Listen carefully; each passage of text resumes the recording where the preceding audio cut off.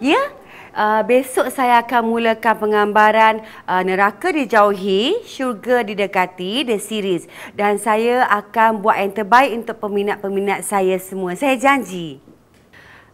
Saya pun nak ucapkan terima kasih kepada semua peminat-peminat saya yang menyokong saya. Dan juga saya nak tujukan ucapan ini kepada bekas suami saya, Daud Bengong. Saya dah berjaya. Inilah buktinya. Hai, saya Syak. Syak Wasangka bin Daud. Saya pun tak sangka lah ini mak saya.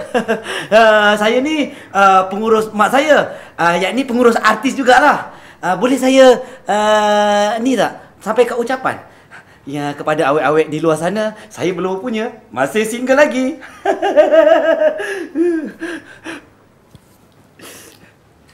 Boleh 7 lagu pula? Sudah.